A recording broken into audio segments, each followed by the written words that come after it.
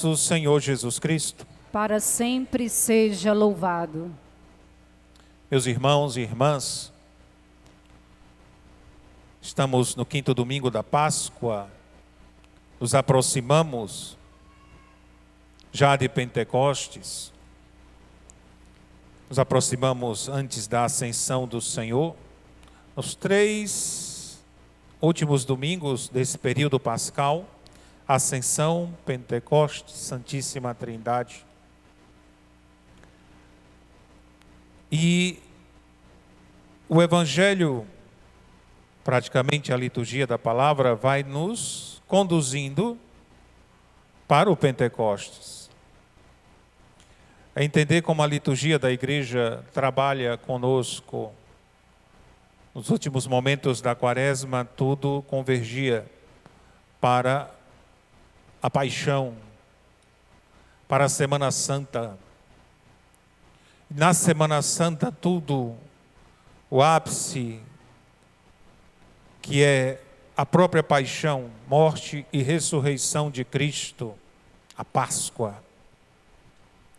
E o período pascal, um período de festa, um período de celebração contínua, porque somos uma igreja pascal, somos uma igreja que celebra. E nesses momentos, nesses últimos domingos que se aproximam para fechar esse ciclo, caminhamos para Pentecostes. Pentecostes, nós veremos a festa do Espírito Santo em que sopra na igreja a vida, faz de modo a igreja a proclamar o anúncio pascal, que Cristo ressuscitou. O texto do Evangelho, que é antes da paixão, mas ele tem todo um contexto pascal. É claro, é a última ceia, é o momento em que Jesus, junto com seus discípulos, tem o momento em que lava os pés dos discípulos. Judas, depois que come o pão, e São João vai dizer que o diabo entrou nele, e ali Jesus diz: o que tu tem que fazer, faça logo, faça depressa. E ele sai, e quando sai, Jesus vem com, é o texto de hoje: agora foi glorificado o Filho do Homem. É um contexto dramático, né? Porque Jesus está para viver a sua paixão, mas é um contexto pascal, um contexto de vitória, porque Jesus já diz: agora foi glorificado o Filho do Homem.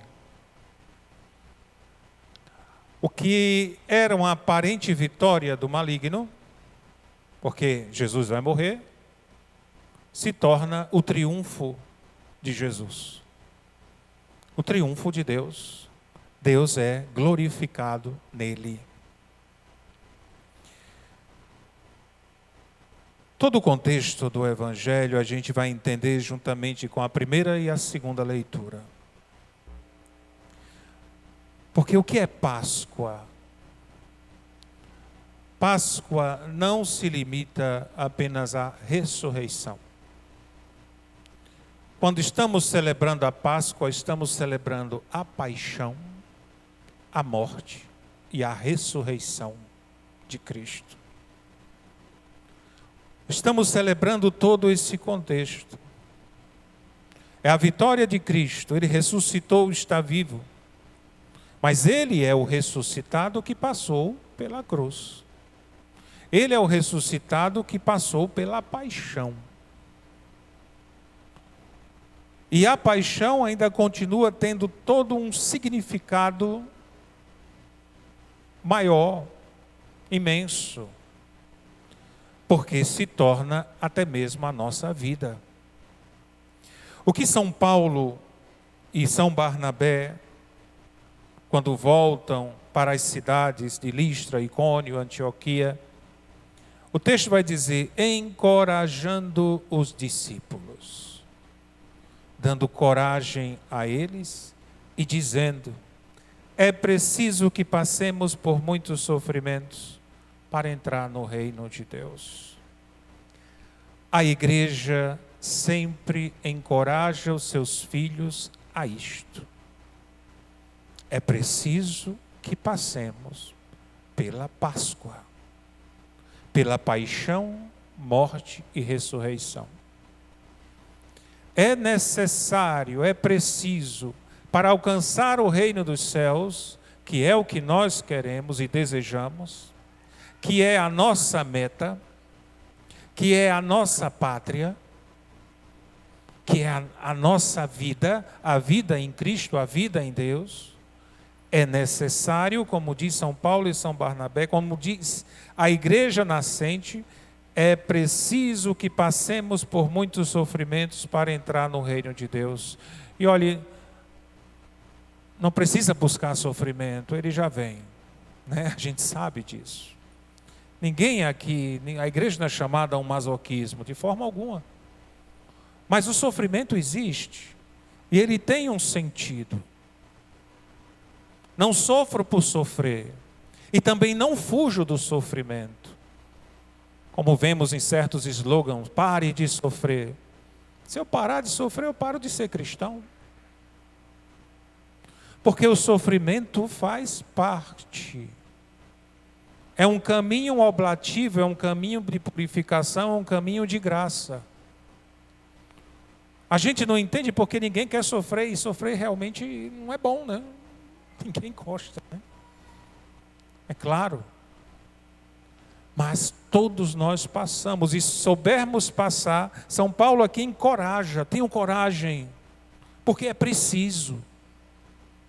É preciso passar por muitos sofrimentos, se queremos entrar no reino dos céus. O próprio Jesus já havia dito, entrai pela porta estreita, porque larga é o caminho da perdição. E muitos vão por esse caminho. Entrar pela porta estreita, e entrar pela porta estreita é justamente entrar nesse caminho. É não fugir dos sofrimentos, é não fugir das situações adversas que vêm contra nós, porque vêm. A partir do momento em que me torno cristão, em que me torno servo do Senhor, amigo de Deus, o mundo se volta contra a gente. E vem sofrimentos, tanto internos como externos. Vem. Mas São Paulo aqui encoraja as igrejas dizendo, olha, é preciso que passemos por muitos sofrimentos para entrar no reino de Deus. É preciso mesmo escolher a porta estreita. Na segunda leitura é o resultado. É o resultado, é aquilo, o motivo, a meta. Porque passei por tantas tribulações, situações. Acredito que semana passada nós vimos na visão de João no Apocalipse, o ancião dizendo para ele, quem são essas pessoas de vestes brancas, de onde vêm e para onde vão? E João diz, eu não sei, Senhor, tu que sabes, né? Ele diz, esses são aqueles que passaram pela grande tribulação e que foram lavados pelo sangue do Cordeiro. As tribulações que vêm, a oportunidade, mais uma vez, de ser lavados pelo sangue do Cordeiro. E esse momento em que sou lavado é o momento em que olho as situações e em vez de ficar murmurando, me queixando, me maldizendo, eu digo, bendito seja Deus. Com o coração, com os lábios, bendito seja Deus por tudo isso. Em meio às lágrimas, bendito seja Deus. Em meio às incompreensões, até das minhas, por que é que eu estou passando por isso? Mas bendito seja Deus. Vou permitindo que o Senhor me lave com seu sangue, que purifique meu coração, minha mente, pensamentos, atos, tudo. E por quê? Porque minha meta é o que João descreve. Eu vi um novo céu, uma nova terra. Esse adjetivo, essa palavra, esse adjetivo novo, pode até ser o ponto central da liturgia de hoje. Eis que faço nova todas as coisas. Né? Não haverá mais choro, não haverá mais morte, não haverá mais lágrimas. Eu faço nova todas as coisas. Né? O Senhor que renova, que transforma. E que no Evangelho Ele vai dizer, eu vos dou um novo mandamento. O mandamento do amor, que esse amor, como Ele nos amou, e Ele nos amou assim. Um amor oblativo, uma doação, uma entrega, um abaixamento, uma renúncia, uma kenosis. Um não pensar em si, mas pensar no outro. A novidade que o Senhor coloca aqui para os apóstolos é esta. O amor aqui não vai escolher grau de parentesco, cidadania, pátria, cor, raça, o que for. O amor aqui vai ser um amor que se dá, que se doa, que morre para si mesmo para que o outro viva. Eu vos dou um novo mandamento, amai-vos uns aos outros como eu vos amei. Amai-vos. E é uma situação que Jesus coloca, porque, é claro, é o seu amor oblativo, mas é o amor que ele vem formando os discípulos desde do começo da sua missão. São 3 anos de formação e Jesus vem amando-os. Quando chegou a sua hora, tendo chegado a sua hora, Jesus os amou e os amou até o fim, até o extremo. Com tudo, com todas as suas entranhas, com toda a sua misericórdia, Jesus nos amou. E assim Ele nos ama. Então, para a igreja, para nós que somos igreja, esse mandamento é a base da nossa vivência.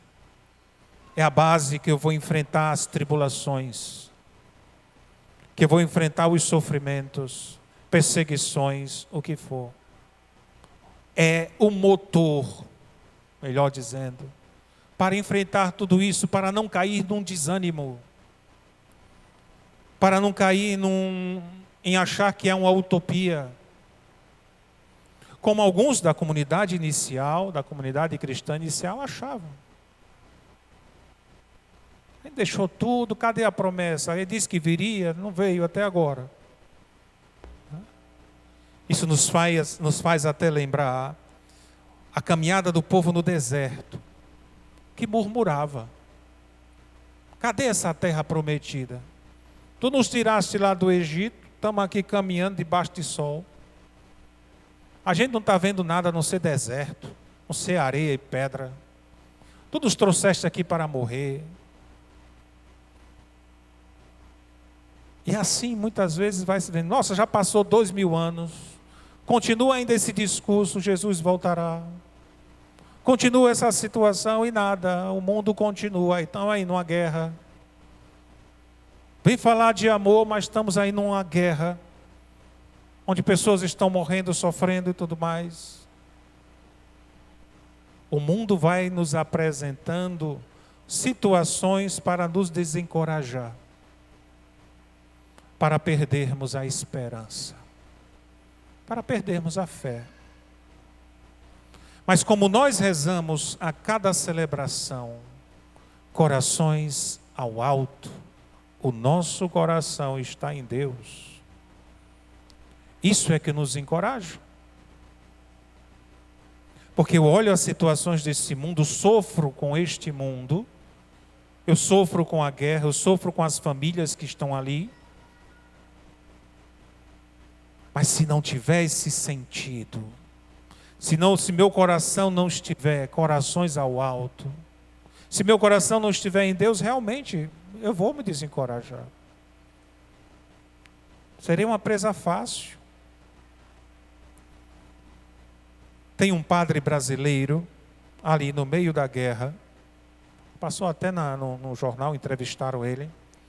Eu até fui atrás da reportagem, porque me falaram o que ele havia dito, e eu fui atrás de saber, não achei. Né? Mas, interessante, porque o repórter perguntou, o senhor vai sair daí? E ele disse, não. Foi para isso que eu vim. Claro, não vim para uma guerra, mas foi para isso, para dar minha vida aqui. Eu não posso deixar esse povo, é o meu povo. Se eu deixá-los, sim, mas o Senhor pode morrer. Sim, mas existe um céu. Se eu não acreditasse no céu, eu seria o primeiro a correr. Né? Sei que não foi com essas palavras, mas o sentido, né, tentando lembrar o que a pessoa me contou, me partilhou essa reportagem, o sentido era esse. Se eu não acreditar na ressurreição, se eu não acreditar no céu, eu seria o primeiro a correr. Mas eu vou ficar aqui com este povo, é o meu povo. Os sofrimentos vêm, as tribulações vêm ao nosso encontro, como falei, mas a nossa resposta é uma resposta de fé. Por isso São Paulo diz, encoraja, né? É necessário, é preciso. E quando São Paulo sente na pele, porque ele vai dizer, 3 vezes eu pedi ao Senhor que me tirasse esse espinho na carne, lembra dessa passagem? Né? Ele sentiu na pele a tribulação, né? 3 vezes eu pedi, e o Senhor disse apenas, olha, basta-te a minha graça. O Senhor não tirou o sofrimento dele, nem nada. E mesmo porque quando o escolheu, disse a Ananias, né, vai, porque eu o escolhi e vou mostrar a ele o quanto ele deve sofrer por mim. Então, quando vocês ouvirem assim esses slogans, pare de sofrer, não sei o que, não sei o que, isso não é cristianismo, isso é charlatanismo. Né? E aquilo não é que, mais uma vez, né, nós não somos masoquistas, mas nós olhamos o sofrimento, as situações, as tribulações, tanto particulares como universal, nós olhamos com o coração ao alto, com o nosso coração que está em Deus. E que vamos sofrer, vamos sentir na pele, vamos sentir na alma, mas o meu coração está em Deus. Que o Senhor nos conceda esta graça, né? Que o Senhor realmente nos forge, nos encoraje cada vez mais a viver esta graça. Louvado seja o nosso Senhor Jesus Cristo. Para sempre seja louvado.